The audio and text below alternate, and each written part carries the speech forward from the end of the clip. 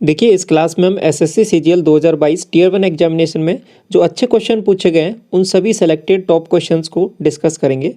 और देखिए ये डे वाइज डिस्कस करेंगे, यानी एक पर्टिकुलर डे की चारों शिफ्ट में जितने भी अच्छे क्वेश्चन पूछे गए हैं वो सभी क्वेश्चन हम एक साथ यहाँ पे डिस्कस करने वाले हैं। अब ये सभी क्वेश्चंस आपको प्लेलिस्ट चैनल पे बना दिए, तो वहाँ पे आप चेक कर सकते हो। देखिए यदि आपको कंप्लीट सॉल्यूशन देखना है, टोटल जो आपके पास 40 शिफ्ट हुई है और 40 शिफ्ट में आपके टोटल 1000 क्वेश्चन हो जाते हैं, तो उसके लिए ऑलरेडी आपके पास सॉल्यूशन अवेलेबल है। ये आपके पास प्लेलिस्ट है, यहाँ पे कंप्लीट आपके पास 40 शिफ्ट के 1000 क्वेश्चन का सॉल्यूशन आपको मिल जाएगा। और ये दूसरी जो प्लेलिस्ट है इसमें जो नए कंसेप्ट क्वेश्चन पूछे गए हैं और अच्छे क्वेश्चन हैं उनको हम इसमें डिस्कस करने वाले हैं। एक डिसऑनेस्ट मर्चेंट है, यानी एक बेईमान दुकानदार है जो 12.5% के लॉस पर सामान को बेचता है और 36 ग्राम की तुलना में 28 ग्राम ही वजन तोलता है। तो उसका प्रॉफिट हुआ या फिर लॉस हुआ, ये आपको फाइंड आउट करना है। तो यहाँ पे देखिए पहली वैल्यू आपको क्या दे रखी है, 12.5%। 12.5% क्या होता है, 1/8। तो 8 रुपये की वस्तु है उसको 7 रुपये में बेचता है। ये तो पहला केस हो गया। यहाँ पे तो उसको क्या हो रहा है, लॉस हो रहा है। लेकिन आगे क्या हुआ है कि उसने वेट कम तोला है, मतलब तोला कितना है उसने, केवल यहाँ पे 28 ग्राम। कितना तोलना था, मतलब 36 ग्राम तोलना था। तो ये आपका ओवरऑल यहाँ पे दूसरा केस हो जाएगा। इसको आगे सॉल्व कर लेते हैं। देखो 7 से ये 4 बार कट जाएगा, इसके बाद में इसको 4 से फिर फर्दर आगे काटा तो ये 9 बार कट जाएगा। तो ये वैल्यू यहाँ से क्या बनने वाली है, 9/8। अब 9/8 का मतलब क्या होगा कि ये फाइनल है, 8 रुपये की वस्तु है, 9 रुपये में बेच रहा है। तो यहाँ पे उसको ओवरऑल मुनाफा हो रहा है। कितने का मुनाफा हो रहा है, 1 का मुनाफा हो रहा है। किसके रेस्पेक्ट में, 8 के रेस्पेक्ट में। तो 1/8। तो 1/8 का वैल्यू हमने पहले भी देखा था कि 12.5%। तो 12.5% का उसको गेन हो जाएगा। अब ये गेन क्यों हुआ है, क्योंकि उसने वजन में थोड़ी यहाँ पे गड़बड़ी की है। तो ये समझ में आया। आपको दिया हुआ है कि 2 सर्किल हैं वो टच करते हैं एक्सटर्नली पी पॉइंट पर। तो ये 2 सर्किल हो जाएंगे और एक पी पॉइंट पे यहाँ पे टच करते हैं, ये पी पॉइंट है। ए बी है जो कॉमन टेंजेंट है 2 सर्किल की, और ए और बी पर कॉन्टैक्ट पॉइंट है। तो इस तरीके से एक यहाँ पे कॉमन टेंजेंट मैंने यहाँ पे ड्रॉ की, ए और बी। पी ए बी मतलब ये एंगल आपको दिया हुआ है, पी ए बी मतलब ये वाला एंगल, ठीक है। ये 40 डिग्री दिया हुआ है। तो measure of A B P ये आपको निकालना है। तो ये वाला एंगल है ना, आपको ये वाला एंगल फाइंड आउट करना है, ये बी पे बनने वाला। तो देखिए ध्यान रखना हमेशा कि ये वाला जो एंगल है ये आपका 90 डिग्री होता है। अगर इस तरीके से एक कॉमन टेंजेंट है और ये आपका मीटिंग पॉइंट है इनका, तो ये वाला एंगल है यहाँ पे 90 डिग्री का बनता है। तो ए पे बनने वाला एंगल और बी पे बनने वाला एंगल ये भी कितना हो जाएगा, इनका दोनों का सम 90 हो जाएगा। एक एंगल आपको 40 दिया हुआ है तो दूसरा एंगल कितना हो जाएगा, 50। तो सीधा आंसर क्या हो जाएगा, 50 डिग्री, ठीक है। ये रेस वाला सवाल देखो, रेस चैप्टर मैंने जो आपको डिस्कस किया था तो उसमें ये वाले सवाल बहुत किए थे हमने, ठीक है। तो ये उसी का बिल्कुल एक आसान सा सवाल है। तो देखो 1500 मीटर की रेस है जिसमें अनिल है और एक दूसरा बकुल और तीसरा एक यहाँ पे चार्ल्स। तो ABC लिख देते हैं इनको। अनिल ने क्या किया है कि 150 मीटर से बकुल को यहाँ पे क्या किया है, बीट किया है। तो मतलब क्या हुआ कि इसने 1500 चला होगा ये, तो ये दूसरा वाला 150 कम चला होगा। 150 कम चला है तो मतलब 1350 चला होगा। ये बात समझ में आई। आगे देखो, बकुल है वो चार्ल्स को बीट कर देता है 75 से। मतलब अगर ये 1500 की रेस है तो इसने आगे फर्दर कितना चला होगा, यहाँ पे चला होगा ये 1425, ठीक है, इतना चला होगा। अब रेशियो है, सिंप्लीफाई कर लेते हैं। इधर 1350 आ जाएगा, इधर 1500 आ जाएगा, ठीक है यहाँ तक। अब लास्ट में देखिए अनिल को और चार्ल्स को देखना है, मतलब ये वाली वैल्यूज़ देखनी है और इधर ये चार्ल्स वाली देखनी है। बी से कोई मतलब नहीं है।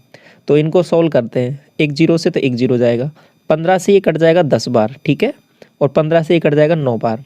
अब मल्टीप्लाई कर लेते हैं। देखो रेस आपको ये पूछा है लास्ट में कि अनिल इसको कितने से बीट करता है, तो इसको सीधा मल्टीप्लाई कर लेते हैं। तो यहाँ पे 10 है जो एक्स्ट्रा आएगा, तो ये बेसिकली क्या बन रहा है, 15,000 बन रहा है, ठीक है। इसको मल्टीप्लाई किया तो ये कितना बनेगा, देखो 9 5 45, 4 और 9 दूनी 18, 4 22, 2 और 14 नब्बे कितना हो जाएगा, 126, 128, ये इतना बन गया। अब देखिए यहाँ पे गौर करने की बात क्या है, हमें तो 1500 मीटर की रेस है ना, तो इसको 1500 किया मैंने, तो क्या किया, 10 का भाग दे दिया इसमें, ठीक है। तो इसमें भी 10 का भाग दे दूंगा, तो यहाँ पे कितना हो जाएगा, 1282.5। तो कुल मिला के बात समझने की क्या है कि जब इसने 1500 कवर करता है ना, तो ये केवल इतना ही कवर कर पाता है। तो कितने से बीट किया है इसको, ये माइनस कर देते हैं इसमें से। देखो 1500 में से मैंने 1200 माइनस किया तो 300 बचेगा। 300 में से फर्दर आगे कितना माइनस करना है, यहाँ पे 82.5। तो 300 में से 82.5 माइनस कर देते हैं तो कितना बचेगा, 5, और ये हो जाएगा आपके पास 7, यहाँ हो जाएगा 9। तो ये 21, तो 217.5 करेक्ट आंसर हो जाएगा ऑप्शन नंबर फर्स्ट। तो समझ में आया, ये देखो आसान सा तरीका था इसको करने का। 11 बैटिंग एवरेज है 27 इनिंग का, 47 दिया हुआ है। हाईएस्ट स्कोर और इनिंग का जो लोएस्ट स्कोर है इनिंग का, उसमें डिफरेंस 157 का है। तो यदि ये दो इनिंग है ना, जो हाईएस्ट वाली और लोएस्ट वाली, इनको हटा दिया जाए, बाकी 25 इनिंग बचेंगी, तो उनका एवरेज भी आपको दिया हुआ है कितना, 42। तो हाईएस्ट स्कोर जो इनिंग का है वो आपको फाइंड आउट करना है। देखिए कैसे करेंगे इस वाले सवाल को, डेविएशन से करते हैं। तो सबसे पहले देखिए यहाँ पे जो 27 वाले का दिया हुआ है आपको 47, ये एवरेज है बेसिकली, ठीक है, इसको थोड़ा सा ध्यान से समझना है। और ये 25 वाले का दिया हुआ है एवरेज यहाँ पे 42। डिफरेंस देखिए कितने का है, 5 का डिफरेंस है, ठीक है, ये 5 का डिफरेंस। अब ये 5 का डिफरेंस तो है, लेकिन ये कितने में है, ये 27 लोगों में है। तो 27 लोगों में 5 का डिफरेंस आया है, तो 27 पंजे कितना हो जाएगा, 135। 135, अब ये 135 है, ये जो है बाकी ये एक्स्ट्रा आया है ना, देखो ये बड़ा है, 5 यहाँ पे बड़ा है। अब ये 2 लोग मैंने हटा दिए हैं, वो जो 2 इनिंग थी ना, वो 2 इनिंग हटा दिए हैं, तो उनके कारण जो एक्सीड हो रहा था, जो एवरेज, वो कितना हो रहा था, जो जो एक्स्ट्रा था उनका मामला, वो 135 रन का था। बात समझ पा रहे हो थोड़ा थोड़ा, देखो इनके कारण जो एक्सीड हो रहा था ना, जो 2 इनिंग है एक्स्ट्रा वाली, उनके कारण वो एक्सीड कर रहा था, वो 135 रन का जो है स्कोर। अगर मतलब उनका 42 रहता, तो वो जो 2 इनिंग का भी फिर यहाँ पे ओवरऑल 42 ही रहने वाला था, लेकिन उनका एक्सीड कर रहा था, इसलिए वो एक्सीड कितना कर रहा था, 135। अभी 135 बाकी 27 में सब में बट गया, 27 में सब में बट गया, इसलिए इसने 5 एवरेज सबको बढ़ा दिया। बात समझ में आ गई थोड़ी थोड़ी। तो अब एक चीज़ तो ये है कि एक्सीड कर रहा है, वो तो है आपके पास कितना, 135।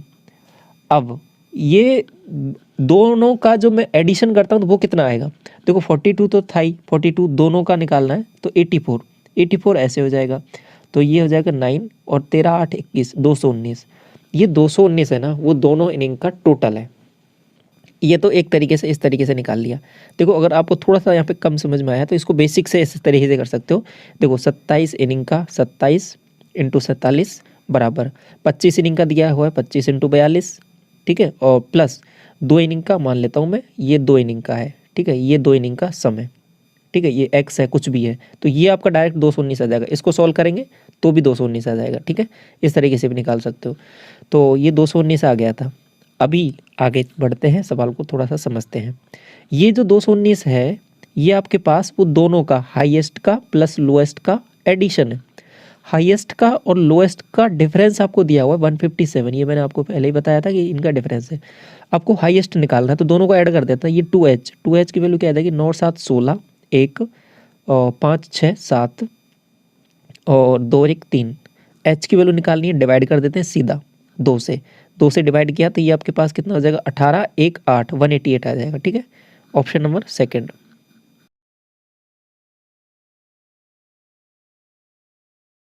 तीन देखिए, आपको ये टेबल दे रखी है और टेबल में निकालना क्या है, परसेंटेज ऑफ टोटल रेवेन्यू जो आता है कूलर से फ्रॉम शॉप ई। ये शॉप है और ई नंबर में जाना है आपको, और यहाँ से भी कूलर का निकालना है, ठीक है। दूसरी चीज़, कंसिडरिंग ऑल गिवन आइटम्स जो हैं बेचे जाते हैं शॉप ई से, तो ये कितना परसेंटेज है जो बाकी 3 आइटम्स है। कहने का मतलब क्या है इसका, कि देखो 3 आइटम है, कूलर AC फैन और शॉप ई के बारे में बात करनी है। तो जो कूलर से जो रेवेन्यू आता है ना, वो बाकी तीनों का टोटल मिला के जो रेवेन्यू है उसका कितना परसेंटेज है वो आपको निकालना है यहाँ पे। तो देखिए यहाँ पे एक चीज़ जो इम्पोर्टेंट है, जो समझने की क्या है, देखो ये तो है ना आपके पास दे रखा है टोटल आइटम कितने बेचे गए, ये इनका रेशो दे रखा है कि 5:1:4। अब जब रेशो दे रखा हो और टोटल दे रखा है, तो आपको यहाँ पे फाइनली जो परसेंटेज ही निकालना है, तो एक्चुअल वैल्यूज़ निकालने की कोई ज़रूरत नहीं है यहाँ पे। तो यहाँ पे अनुपात जो दे रखा है ना, 5:1:4, इसी से ही वैल्यूज कैलकुलेट हो जाएंगी। ये आपको नहीं दिया हो तो भी आपका काम चल जाएगा। यहाँ पे देखो कैसे करते हैं इस सवाल को। तो सबसे पहले ये जो अनुपात है ना, इसको मैं लिखता हूँ यहाँ पे, देखो ये 5, ये 1 और ये 4। ये बात तो समझ में आ गई आपको। अब देखिए इनके नीचे इनकी वैल्यूज़ लिखता हूँ। अब इसको समझिए पहले, ये क्या है, ये AC है, ये आपके पास कूलर है और ये आपके पास फैन है। अब AC की वैल्यू क्या दे रखी है इसमें, 26,500, तो ये 26,500 दे रखी है, ये वाली वैल्यू। आगे चला कूलर पे, कूलर पे ये वैल्यू दे रखी है, ये 8,000 है। और आगे इसकी जो वैल्यूज़ दे रखी है ये आपके पास 12,200 है, 12,200, ठीक है यहाँ तक। अब देखो 5 यूनिट की मैं निकालता हूँ, मैं आपको एक्चुअल वैल्यूज़ पे नहीं करके बता रहा क्योंकि रेशो है, रेशो में कुछ फ़र्क नहीं पड़ेगा। तो 5 यूनिट मान लिया, इसका 1 यूनिट मान लिया, इसका 4 यूनिट मान लिया, बस यही मान लिया और इसी पे सॉल्व हो जाएगा पूरा सवाल। तो मल्टीप्लाई कर लेते हैं। पहले वाले को मल्टीप्लाई किया तो आपके पास वैल्यूज़ क्या आएंगी, 00 और 5 से किया 25 और 26 पंजो 130 और 2 132, ये वैल्यू बन गई है पहले वाले से। दूसरे वाले को सॉल्व करते हैं। तो देखो एक चीज़ और कर सकता हूँ यहाँ पे मैं, और आसान कर सकता हूँ चीज़ों को। देखो 2 जीरो से इसकी 2 जीरो भी हटा दी मैंने, क्योंकि मुझे पता है जब रेशो ही लेना है तो और भी आसान कर लो इस काम को। तो 2 जीरो से और 2 जीरो हटा दी, तो ये 2 जीरो और हट गई यहाँ पे। तो अब केवल कितना सा काम रह गया, 1325 रह गया है ये। अब ये 1325 रह गया। अब देखो इसको मल्टीप्लाई करना है इससे, तो ये इससे तो क्या आ जाएगा 80, इसको इससे मल्टीप्लाई करना है तो यहाँ से क्या आ जाएगा 488, ठीक है 488। ऐड कर लो, 8 5 13, 1 8 2 10 और 8 18 और 1 19, 1 और आपके पास 13 4 17 और 1 18, 1893। अब ये 1893 तो टोटल आया है। अब हमें किसका निकालना है, कूलर का निकालना है। तो 80 को ऊपर रखो और परसेंटेज निकालना है तो 100 से और मल्टीप्लाई कर देते हैं। तो 8000 बटे 1893, बस ये सॉल्व करना है और बाकी अब कुछ नहीं बचा है सवाल में। तो 8000 बटे 1893, बस इसको सॉल्व करना है और ये आपका करेक्ट आंसर हो जाएगा। अब देखो ये जो वैल्यूज है लगभग 1900 के लगभग है, ठीक है। अब 1900 का मैं इसमें भाग देता हूँ तो कितनी बार जाएगा, देखो 19 से 4 बार जाएगा। 19 दूना 38, 19 30 57, 19 चौके 76, 76, 4 बार। 4 से थोड़ा सा वैल्यूज़ बढ़ी आएगी, 5 बार तो जाएगा नहीं, 4 से थोड़ी सी वैल्यू बढ़ी आएगी। तो 4 के अराउंड कोई ऑप्शन होना चाहिए, वही आपका करेक्ट होगा। ऑप्शन देखो 3, ये तो होगा नहीं, ये भी नहीं होगा, ये भी नहीं होगा, एक ही ऑप्शन दिया हुआ, तो ऑप्शन नंबर फर्स्ट करेक्ट हो जाएगा। बाकी कंप्लीट डिवाइड करोगे, अप्रोक्सीमेशन लेके करोगे, वैसे भी आ जाएगा, ऑप्शन नंबर फर्स्ट करेक्ट हो जाएगा, ठीक है। वाला देखो क्वेश्चन नंबर 5, एक कंटेनर है जिसमें 25 लीटर दूध है और आगे क्या बोला है कि इस कंटेनर से 5 लीटर दूध है वो निकाला जाता है और फिर उसके बाद में रिप्लेस कर दिया जाता है वाटर से। ये प्रोसेस है आपके पास 2 बार और दोहराई जाती है, तो ओवरऑल 3 बार ये रिपीट की गई है ये प्रोसेस। तो लास्ट में बोला कि how much milk there in the container now, तो फाइनल में आपके पास कंटेनर में कितना दूध बचेगा ये आपको निकालना है। देखिए यहाँ पे क्या हो रहा है, प्रोसेस में वाटर है जो ऐड होता जा रहा है, ठीक है, और जो दूध है वो आपके पास कहीं ना कहीं सेम है। तो स्टार्टिंग में चीज़ें क्या चल रही, तो दूध पे कैलकुलेशन करते हैं हमारी। तो स्टार्टिंग में देखो दूध कितना था 25, बात समझ में आ रही है 25। अब 25 में निकाला कितना है, इसमें से 5 हटाया है, 5 हटाया मतलब 5 इस 25 का कितना गुना है, 5 है जो 25 का कितने टाइम्स है, देखो यहाँ पे इसका है 1/5 गुना, ठीक है। तो पहली प्रोसेस में क्या हुआ है कि 4/5 हो गया है, 1/5 तो निकाल दिया तो 4/5 हो गया है दूध। अब ये प्रोसेस कितनी बार और दोहराई है, 2 बार और दोहराई, मतलब ओवरऑल 3 बार दोहराई, तो इसका क्यूब कर दूंगा यहाँ पे, ठीक है। ये बात समझ में आ गई। अब देखो आसान हो गया है सवाल, ये 25 4 का क्यूब करना है 16 64, ये 64 आ जाएगा और नीचे क्या आ जाएगा 125। 25 से कितनी बार जाएगा 5 बार। अब देखो 64/5, मैंने 5 से डिवाइड करने की बहुत आसान टेक्निक बता रखी है। सिंपली क्या करना है, ऊपर वाली वैल्यू को जस्ट डबल करना है, तो आंसर क्या आ जाएगा 128, ठीक है। अब पॉइंट अपने आप लग जाना है, क्या लग जाएगा 12.8, क्योंकि यहाँ पे नीचे 5 है ना, तो पॉइंट लग जाएगा एक छोड़कर, तो 12.8 लीटर आ जाएगा।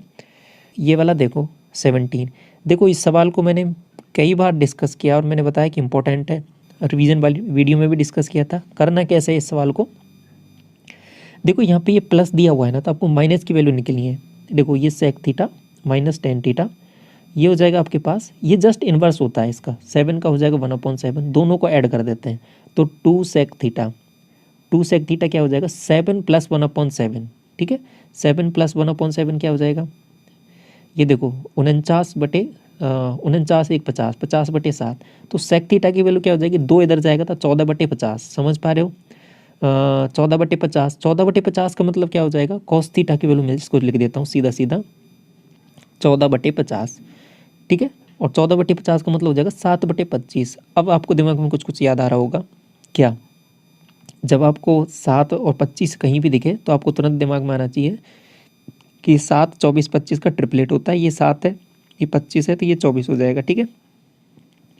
साइन थीटा निकालना है। साइन थीटा क्या हो जाएगा 5 साइन थीटा निकालना है ना, तो 5 इंटू साइन थीटा की वैल्यू हो जाएगी 24/25। तो इस 5 से तो ये 5 चला जाना है, तो 24/5 करेक्ट आंसर हो जाएगा ऑप्शन नंबर 4। ये वाला देखो, डायग्राम एक बड़ा सा दिख रहा है, एक्स वाई जेड की वैल्यू निकालनी है। तो देखो ये जो एंगल है ना, देखो इस केवल एक्स और जेड को जोड़ोगे तो इस पे आओगे, लेकिन यदि आप पूरे को देखते हो तो ये पूरा एंगल एक्स प्लस वाई है और ये जेड है। तो इस बाहर वाले ट्रायंगल में चलो आप सीधा, तो x plus y plus z, ये तो सीधा 120 डिग्री के बराबर दे रखा है, ठीक है। दो इंटीरियर एंगल का सम आपके पास एक एक्सटीरियर एंगल के बराबर होता है दूसरे वाले साइड इस पे वर्टेक्स पे, ठीक है। तो ये 120 के बराबर आ जाएगा, सीधा 120 डिग्री दिख रहा है। तो ये देखो ये वाला सवाल 24, एक स्विमर है यानी एक तैराक है जो स्विम करता है यानी तैरता है एक पॉइंट पी से अगेंस्ट द करंट यानी धारा।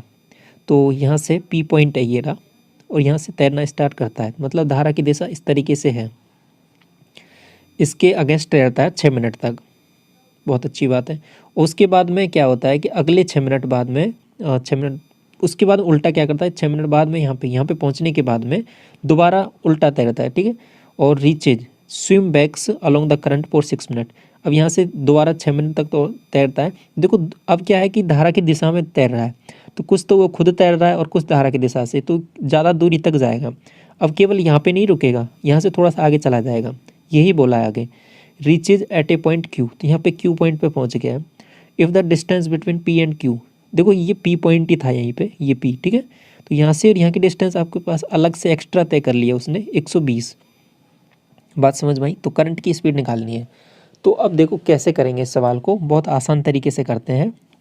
तो पहले वाला केस देखो, पहले वाले केस में क्या हुआ है कि v माइनस यू, पहले वाले केस में क्या हुआ है v माइनस यू इस स्पीड से चल रहा है यहाँ से यहाँ तक, ठीक है। v माइनस यू और कितने मिनट तक चला, 6 मिनट तक, प्लस इसमें ये वाली डिस्टेंस ऐड करता हूँ, कौन सी वाली 120, ये आपके पास इक्वल आ जाएगी किसके, पूरी ओवरऑल डिस्टेंस कितने में तय की है, यहाँ से यहाँ तक की डिस्टेंस तो इसने कितने में तय की है, ये पूरा भी 6 मिनट में ही तय किया है। लेकिन स्पीड क्या है इसमें v प्लस यू है, तो 6 इंटू वी प्लस यू, ठीक है। देखो इसको सिंप्लीफाई करके मैं यहाँ पे दोबारा लिख देता हूँ तो और अच्छे से चीज़ें समझ में आ जाएंगी।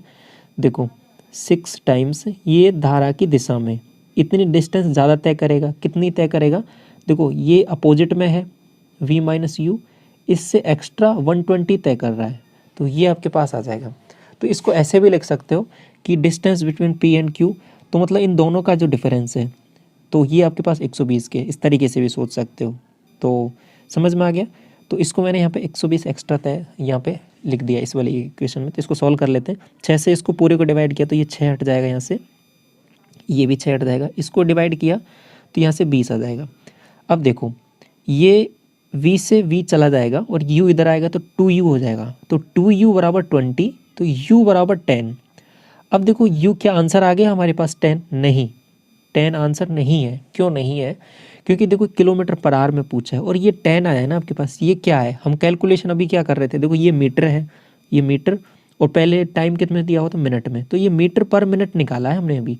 हमें किलोमीटर पर आवर चाहिए, तो क्या करना पड़ेगा 10, इसको बदलना है किलोमीटर में तो 1000 का डिवाइड कर दिया, इस मिनट को घंटे में बदलना है तो 60 से ऊपर मल्टीप्लाई कर दिया। तो अब देखो ऊपर 600 है नीचे 1000 है, तो 0.6 अब आंसर आएगा आपका आंसर, ठीक है। तो इस तरीके से ये सोचना है। ये देखो फोर्थ, एक कॉर्ड है जो जिसका लेंथ 42 दिया हुआ है और ये सर्किल जिसका डायमीटर है 58। अब डायमीटर 58 है तो रेडियस क्या हो जाएगा 29, समझ में आया। तो देखो क्या करेंगे, एक कॉर्ड है, ये कॉर्ड यहाँ पे ड्रॉ किया हमने, ये हो जाएगा कंप्लीट 42, और यहाँ से ये डायमीटर आपको दे रखा है कितना, ये डायमीटर आपको दिया है 58, तो ये 29 इसका रेडियस हो जाएगा। बात समझ में आई। तो अब यहाँ से एक परपेंडिकुलर मैंने ड्रॉ किया जो इसके कॉर्ड को ये आपके पास बराबर बराबर इसमें डिस्ट्रीब्यूट करता है, जैसे कि 21 हो जाएगा, ये 21 हो जाएगा। इतना समझ में आ गया। अब आगे क्या बोल रहा है सवाल कि what is the minimum distance other parallel chord जिसकी लेंथ 40 है और सेम सर्किल जो 42 सेंटीमीटर लंबी जो कॉर्ड है, ये आपको फाइंड आउट करना है। देखिए कैसे करेंगे इस वाले सवाल को। अब एक चीज़ यहाँ पे गौर करनी है आपको, एक ट्रिपलेट आपको याद रखना है और आपको पता भी होगा, 20 का, 21 का और 29 का, ये ट्रिपलेट होता है। तो अब यहाँ पे देखो एक वैल्यू आपके पास 29 है, एक 21 है, तो ये वैल्यू क्या हो जाएगी 20। ये बात समझ में आई। तो यहाँ से ये सेंटर है इसका O, सेंटर से इस कॉर्ड की लेंथ कितनी है 20। ये बात समझ में आ गई आपको। अब सवाल ने दूसरी चीज़ क्या बोली है कि दूसरी जो कॉर्ड है ना आपके पास वो 40 वाली है। तो दूसरी की कॉर्ड 40 है, तो यहाँ पे ये वैल्यू है ना, जैसे कि कॉर्ड इसको कुछ इस तरीके से ड्रॉ कर लो, ये एक कॉर्ड ये है तो एक कॉर्ड नीचे आ जाएगी, ठीक है।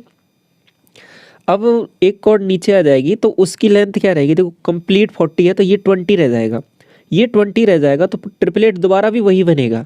किस तरीके से, 20 का, 21 का, 29 का, लेकिन इस बार जो सेंटर से डिस्टेंस रहेगी ना, वो सेंटर से वो 21 रहेगी। बात समझ में आई, क्योंकि ये तो 29 रहेगा ही रहेगा और ये आपके पास 20 दिया हुआ है। तो देखो डिस्टेंस सेंटर से रह रही है, वो एक कॉर्ड की तो है कितनी 20, एक कॉर्ड की कितनी है 21। आपसे पूछा है कि दोनों कॉर्डों के बीच की डिस्टेंस क्या है मिनिमम, तो दोनों के बीच की डिस्टेंस कितनी हो जाएगी 1 हो जाएगी। तो यही आपको देखना था, ट्रिपलेट से बहुत आसानी से हो जाएगा। तो ये देखो क्वेश्चन नंबर 5, 6 आदमी और 8 वुमेन यानी महिलाएं किसी काम को 10 दिन में कर सकते हैं। तो देखो इस तरीके से लिखो, 6 मैन और 8 वुमेन और ये 10 डेज इनका दिया हुआ है। ये इज इक्वल टू कर दो आपके पास 26 मैन और इधर कितना है 48 वुमेन, इनका दिया हुआ है, ये 2 दिन में कर सकते हैं। तो 2 से मल्टीप्लाई यहाँ पे कर दो। अब इतना ये पहली क्वेश्चन लिख लेते हैं, तो इससे ओवरऑल हमको मैन और वुमेन की एफिशिएंसी का पता लगाना रहता है। तो देखो क्या से कितना बन रहा है, ये 60 मैन हो गए और इधर कितना बन रहा है आपके पास 52। ये 60 है, ये 52 है, तो 8 मैन रह गए इधर। देखो यहीं पे सॉल्व कर लेना रहता है एक ही इक्वेशन से। ये आपके पास कितना बन रहा है 80 और यहाँ पे कितना बनेगा आपके पास, ये देखो 48 से जस्ट डबल करूँगा तो 96। 80 और 96 का डिफरेंस कितना आएगा 16, दोनों को बराबर कर देना है ये। अब मैन से वुमेन का रेशो आ जाएगा वो 2:1 में आ जाएगा, क्योंकि ये 8 से 2 बार कटेगा। तो मैन से वुमेन का रेशो आ गया वो 2:1 में आ गया। ये बात तो समझ में आ गई। अब आगे देखो सवाल क्या बनने वाला है।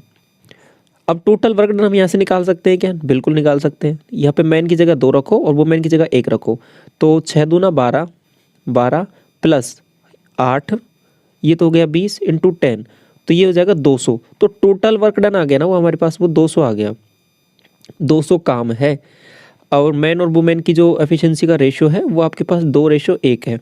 अब देखो सवाल आगे क्या पूछा है कि 15 आदमी और 20 वुमेन मिलके सेम काम को कितने दिन में कंप्लीट करेंगे। तो 15 आदमी 2 की एफिशिएंसी तो कितना आ जाएगा 30 प्लस 20 वुमेन, 20 वुमेन को 1 से मल्टीप्लाई करूंगा तो 20 आ जाएगा। नीचे है 50, ऊपर है 200, डिवाइड किया तो 4 आंसर आ जाएगा। तो 4 दिन में कंप्लीट कर देंगे इसको। ये वाला देखो 5 डिजिट का नंबर है और ये 3, 7, 11 से डिविजिबल है। वैल्यू पी और क्यू की निकालनी है। तो देखो ये सवाल इसमें जब मैंने पहले भी बताया था कि जब 3, 7, 11 आपको कहीं भी दिखे ना तो तुरंत दिमाग में आना चाहिए 231 से डिविजिबल होना चाहिए। क्यों, क्योंकि देखो मल्टीप्लाई करके देख लो इनको सबका, 7 या 21, 21 को 11 से करोगे तो 231 आता है। तो 231 से ये डिविजिबल होना चाहिए। क्या डिविजिबल होना चाहिए, ये वाली टर्म। अब देखो ये आपको यहाँ पे 2 टर्म है वो अननोन है। मैं क्या करता हूँ सबसे पहले इन दोनों को 99 मान लेता हूँ सबसे बड़ी वैल्यू। अब ये डिविजिबल है, मैं तो इससे भाग दे के देखूंगा, अगर जो रिमाइंडर आएगा उसको माइनस कर दूंगा तो वो यहाँ पे कंप्लीट डिविजिबल आ जाएगा। तो सबसे पहले क्या करना था, इनको 99 मान लो, 99 मान लिया। अब इसका भाग दे लो सिंपल, तो भाग दिया तो देखो कितनी बार जाएगा 23 2 46, 23 3 69, 3 बार जाएगा। 3 से यहाँ पे 3 आ जाएगा और ये आ जाएगा 6 9, माइनस कर लो 7 बचेगा, यहाँ हो जाएगा 10, तो यहाँ पे 5 बचेगा और ये कुछ नहीं बचेगा, यहाँ पे आ जाएगा 9। अब देखो 2 बार जाएगा और 2 बार जाएगा तो देखो ये 2 हो जाएगा, ये 46 हो जाएगा 46, यहाँ पे बन जाएगा 7, ये हो जाएगा 1। बात समझ में आ रही है, और ये हो जाएगा 1। इसके बाद में 9 यहाँ पे ऊपर से नीचे आ गया। अब 23 से कितनी बार जाएगा, 5 बार जाएगा क्या, 23 पंजे 115, बिल्कुल 5 बार जाएगा। तो 5 बार यहाँ गया और 23 पंजे 115, माइनस कर लेते हैं, 4 बनेगा और नीचे बनेगा 2, तो 24 है ना, रिमाइंडर आ रहा है। अब ये रिमाइंडर 24 क्यों आया है, मैंने क्या कहा था कि हमने ये 99 है ना कुछ बड़ी वैल्यू ले ली है। अगर ये 24 कम होता तो एग्जैक्ट डिविजिबल होता, तो इसमें से 99 में से 24 माइनस कर देंगे, तो कर दो माइनस। तो 75099 इसमें से 24 माइनस किया तो क्या बनेगा, देखो ये 5 बनेगा यहाँ से, और यहाँ से बन जाएगा 7। तो लास्ट की जो डिजिट है ना इसकी, वो पी और क्यू, वो 7 और 5 होंगी। बात समझ में आ गई। पी और क्यू आपके पास क्या रहेंगी, 7 और 5। अब आगे क्या पूछा है आपसे, पी प्लस 2Q, तो पी आ जाएगा 7, 2Q मतलब 5 दूना 10, तो 10 और 7 17, तो 17 आंसर हो जाएगा इसका करेक्ट। ठीक है। क्वेश्चन नंबर 9 देखिए, राजू, रवि और अशोक हैं जो कंटेस्टेड है एक इलेक्शन में, भागी हैं, मतलब इन्होंने भाग लिया एक इलेक्शन में, चुनाव में। 5% वोट है ना, वो आपके पास इनवैलिड हो जाते हैं। तो कंप्लीट 100 है, जिसमें से 5 इनवैलिड हो गए, तो कितने बचे, 95 बचे। आगे चलो, राजू ने 30% प्राप्त किए, तो इस यहाँ पे 30% इसके आ गए। ऑफ टोटल वोट्स, ठीक है। अब यहाँ पे ऐसा नहीं है कि 95 का, अगर वैलिड वोट बोलता तो फिर हम यहाँ पे 95 का 30% निकालते, लेकिन क्या बोला है, टोटल वोट्स का। तो इस 100 में से 30 यहाँ पे आ गया, समझ में आया। रवि ने 32 ऑफ टोटल वोट्स, तो यहाँ पे 32 आ गया बाकी का। और बाकी एक और है ना तीसरा, उसको कितने मिलेंगे, अब देखो इसको देख लो, यहाँ पे 30 और 30 60 62 आ जाएगा ना, तो 33 आ जाएगा बाकी के, तीसरे वाले का 33 आ जाएगा। बात समझ में आई। अब देखो, विनर है जो इतने वोट से ज़्यादा प्राप्त करता है, जो लीस्ट नंबर ऑफ वोट से, मतलब कहने का मतलब क्या है कि एक आदमी जो विनर हुआ है उसने ज़्यादा वोट प्राप्त किए, इतने किससे, जिसने सबसे कम वोट प्राप्त किए। देखो सबसे ज़्यादा तो यहाँ पे 33 है, सबसे कम यहाँ पे ये है, तो दोनों का डिफरेंस देखो यहाँ पे कितना है, 3%। तो ये 5 1 3 6, ये है आपके पास 3 यूनिट की वैल्यू, 3% यूनिट की वैल्यू। आपको निकालना क्या, find the total number of votes. Total number of votes तो कितने हैं, 100%। आपको देखो क्या है, टोटल नंबर ऑफ वोट्स पूछा है, ठीक है। ऐसा नहीं पूछा कि total number of valid vote, total number of votes पूछा था, 100 यूनिट की वैल्यू निकालनी है। बात समझ में आई। 3 से डिवाइड कर लेते हैं, 3 से इसको भाग दिया तो देखो 17 बार जाएगा, और इसमें 36 में 12 बार जाएगा, और 2 0 यहाँ से आ जाएगा, तो ये आंसर हो जाएगा ऑप्शन नंबर फर्स्ट।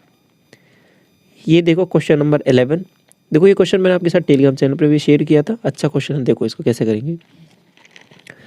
आपका क्या दिया हुआ है कि a square b square c square ये वैल्यू इसके बराबर है। एक रिलेशन और दिया है, सी की वैल्यू बड़ी है 0 से, तो वैल्यू आपको सी की फाइंड आउट करनी है।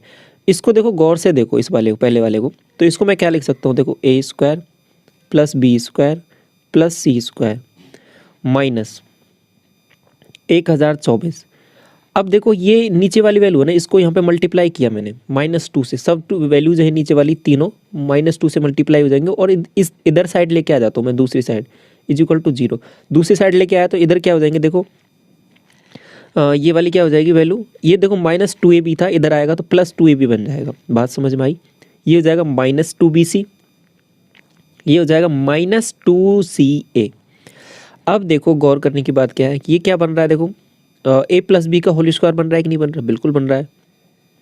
ये a प्लस बी का होल स्क्वायर बन रहा है, प्लस सी स्क्वायर, तो एक ये रहा टर्म। अब इसमें से देखो, इसमें से क्या कॉमन आ रहा है आपके पास, -2c कॉमन आ रहा है क्या, बिल्कुल आ रहा है कॉमन। तो क्या बच रहा है, a प्लस बी बच रहा है, और यहाँ पे 1024 है, इसको मैं दूसरी साइड लेके चला जाता हूँ, तो यहाँ पे 1024 इधर आ गया। अब देखो सवाल कितना आसान हो जाएगा। a प्लस बी की वैल्यू आपको 5c दे रखी है, तो 5c का स्क्वायर करूँगा तो 25c स्क्वायर, ये तो पॉजिटिव में, ये भी सी स्क्वायर पॉजिटिव में, माइनस a प्लस बी की वैल्यू क्या है 5c, 5c इंटू 2 तो 10c स्क्वायर, ये बात समझ में आ गई, इज इक्वल टू 1024। अब देखो ये कितना बन रहा है, 25 1 26, 26 में से कितना जाएगा 10, तो कितना बचेगा 16। समझ में आई बात। तो यहाँ पे कितना बचेगा, 16 बच रहा है आपके पास। तो 16c स्क्वायर की वैल्यू क्या है आपके पास, 1024। तो सी स्क्वायर की वैल्यू निकाल सकते हैं, बिल्कुल निकाल सकते हैं। 16 का इसमें डिवाइड कर देते हैं 1024 में, भाग दिया यहाँ पे 16 का, तो यहाँ पे कितनी बार जाएगा, देखो 16 से 16 5 80, 16 6 96, और आपके पास 6 बचेगा, 16 चौके 64। अब सी स्क्वायर की वैल्यू है ना आपके पास, कितनी आ गई है 64, 64। सी स्क्वायर की वैल्यू आ गई है 64। अब क्वेश्चन में, अब देखो सी की वैल्यू क्या आएगी, +-8, लेकिन क्वेश्चन में सीधा बोल दिया कि सी की वैल्यू पॉजिटिव में लेनी है, तो क्या आ जाएगा, सी की वैल्यू 8 आ जाएगी। तो यही आपको निकालना था, ऑप्शन नंबर फर्स्ट हो जाएगा। ये वाला देखो, एक ट्रायंगल दिया हुआ है जिसमें सी डी है ना, ये आपका बाइसेक्टर है, एंगल बाइसेक्टर। आपको BCA इस बी सी एंगल का एंगल बाइसेक्टर, ये बात तो समझ में आ गई। आगे दिया हुआ है सी डी बराबर डी ए। सी डी कौन सी भुजा है, ये आपके पास सी डी, ये बराबर डी ए दिया हुआ है। बी डी सी बराबर 76, बात समझो, बी डी सी ये वाला एंगल है ना, ये 76 दे रखा है। अब देखो बात गौर करने की, ये वाले एंगल और ये वाले एंगल का सम तो ये इसके बराबर होगा 76 के, ए वाला ये मतलब ये वाला एंगल और ये वाला एंगल।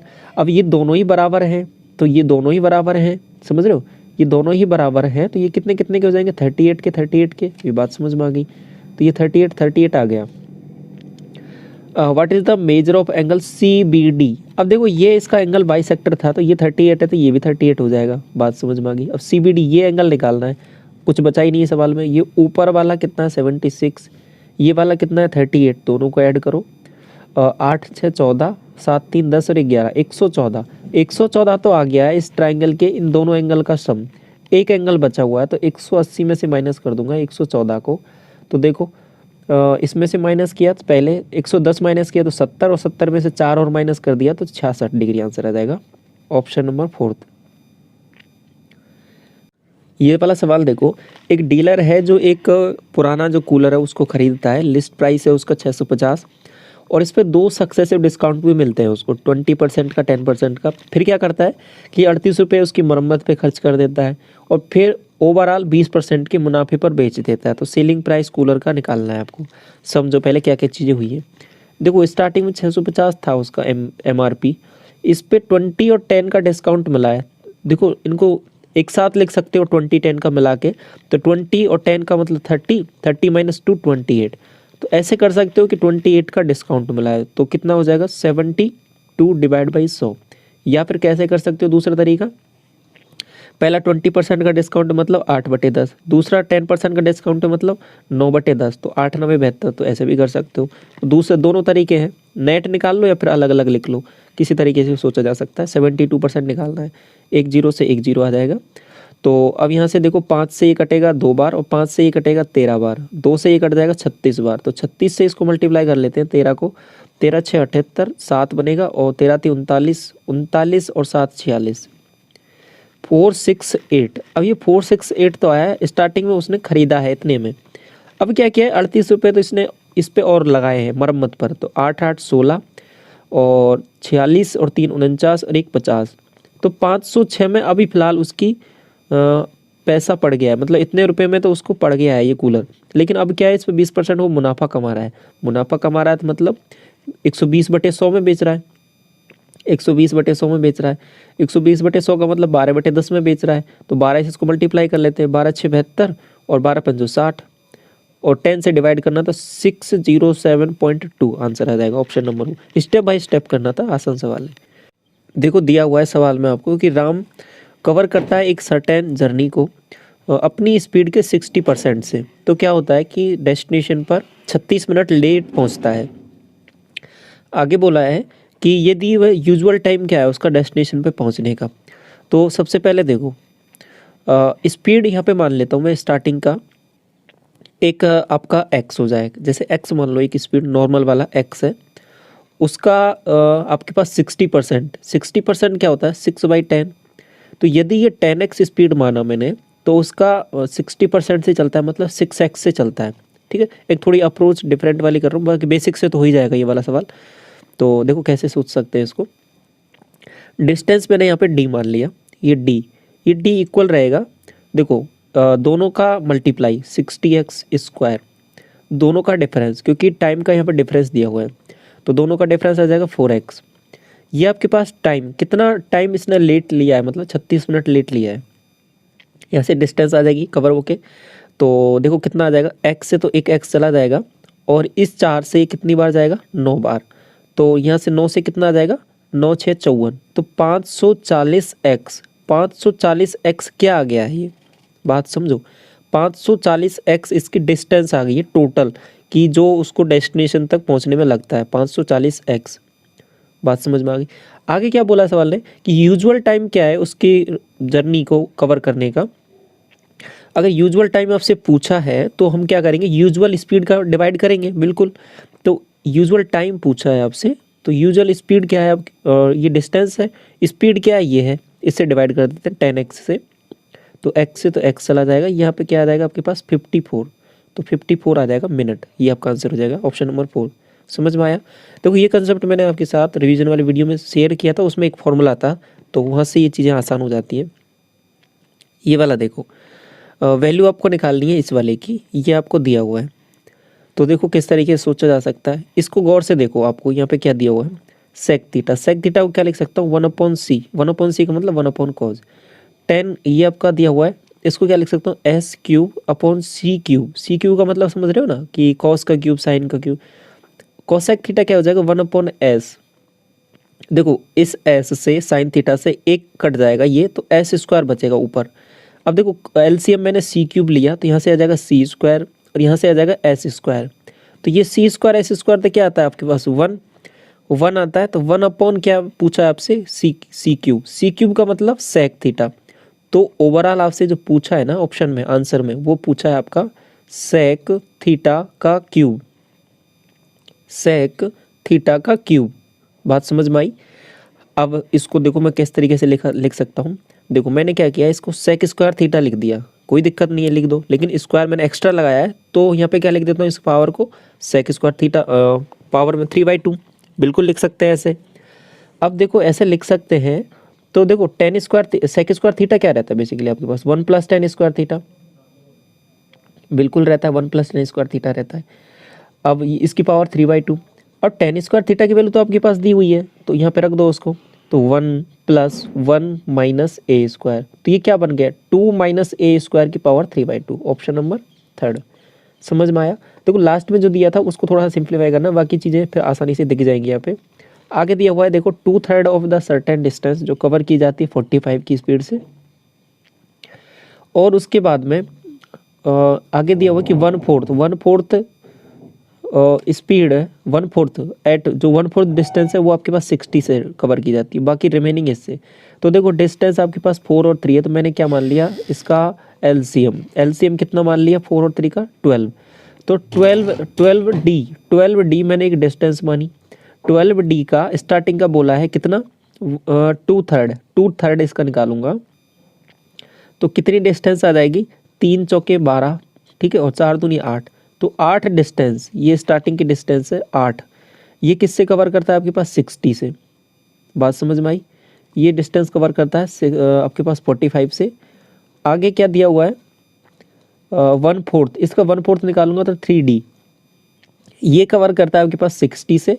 और आगे दिया हुआ है कि रेस्ट कितनी बची है, D, ये कवर करता है 75 से। अब सवाल आसान हो गया, एवरेज स्पीड निकालनी है तो आसानी से निकल जाएगी। कैसे निकल जाएगी, सबको total distance divide by total time यहाँ से इनका डिवाइड कर करके निकल जाएगा, ये टाइम हो जाएगा आपका। तो लिखता हूँ फॉर्मूला आपका, देखो समझो कैसे बनेगा। तो ये आपके पास तो टाइम हो गया, ठीक है, और टोटल डिस्टेंस आपके पास कितनी हो जाएगी, 12D। D से तो D कट जाएगा सब जगह से। अब देखो, अब इसको सिंप्लीफाई कैसे कर सकते हैं, यहाँ से देखो नीचे से मैंने क्या किया, सब में से 15 कॉमन ले लिया, तो 1/15 कॉमन ले लिया, तो क्या बनेगा, देखो 15 से यहाँ से कॉमन लिया, तो ये से क्या बन जाएगा, 3। यहाँ से 15 कॉमन लिया, तो ये क्या बन जाएगा आपके पास, 4, और यहाँ से 15 कॉमन लिया तो 5 बच जाएगा। 15 मैंने ऊपर भेज दिया, तो ये 180 बन जाएगा। इसको हटाओ मामला, ऊपर 180 बन गया। अब इसको थोड़ा और सिंप्लीफाई करते हैं।